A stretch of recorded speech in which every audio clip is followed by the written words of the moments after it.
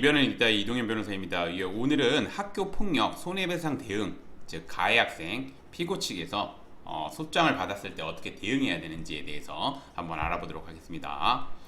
제가 이제 오늘의 주제를 선택하게 된 이유는 이거 관련해 가지고 저한테 문의를 하시거나 상담을 요청하시는 분들이 굉장히 많습니다. 특히 이제 소장을 받고 나서 즉 그 피해 학생이나 피해 관련 학생으로부터 소장을 받고 나서 어떻게 대응해야 되냐 이렇게 문의를 하시는 분들이나 상담을 요청하시는 분들이 많은데 그에 대해서 간략하게나마 답변을 드리고자 오늘의 주제를 선택해 보았습니다.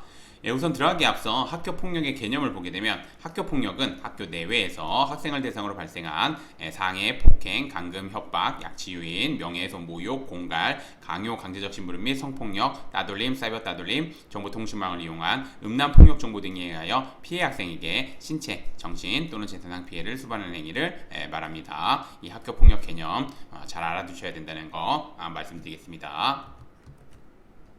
그럼 이제 오늘의 주제인 학교폭력 손해배상 대응, 가해 학생 즉 피고 측에서는 어떻게 대응해야 되는지 한번 보도록 하겠습니다. 학교폭력 손해배상 청구를 받아 피해 학생으로부터 소장을 받게 되었다면 우선은 두 가지로 나눠서 대응할 수 있겠죠. 첫 번째 대응은 학교폭력을 행사한 사실이 없는 경우, 그 다음에 두 번째로는 학교폭력을 행사한 사실이 있는 경우 이렇게 나눠지겠죠. 그럼 우선 첫 번째 경우부터 한번 보도록 하겠습니다. 가해 관련 학생은 학교폭력대책심의위원회에 적극적으로 대응해 조치 없음 내지 학교폭력에 해당하지 않음 등 결과를 받은 뒤 이러한 자료를 제출하는 한편 피해 관련 학생에게 신체, 정신, 재산상의 피해를 주는 학교폭력을 행사한 사실이 전혀 없으며 교육지원청에서도 이를 인정하였으므로 원고의 청구를 기각해달라, 즉 불법 행위로 인한 손해배상을 저지른 사실이 없다라는 점에 대해서 적극적으로 어필을 해야 됩니다. 그걸 당연히 법률적인 관점에서 합리적으로 주장을 해야 된다는 거 말씀드리겠습니다. 그래야지 이제 원하는 결과 얻을 수 있다는 거. 그 다음에 가해 학생 같은 경우는 이거는 이제 가해 학생이 되겠죠. 아무래도 그 조치를 받게 된 다음에 뭐 보통 이제 하니까 그런 경우는 각 사안에 맞는 여러 객관적인 자료를 바탕으로 사안에 비춰볼 때 피해 학생이 청구한 금액이 너무 지나침으로 감액되어야 한다는 점에 대해서 법률적인 관점에서 합리적으로 주장을 해야 됩니다. 가뜩이나 이제 피해 학생 같은 경우는 학교폭력 피해 학생 같은 경우는 좀 청구 금액을 좀 세게 청구하는 경우가 많습니다. 그렇기 때문에 그거를 좀 감액해야 된다는 거를 주장해야 되고, 즉 합리적인 범위 내에서 감액을 해야 된다는 거를 적극적으로 주장을 해야 되고, 그 다음에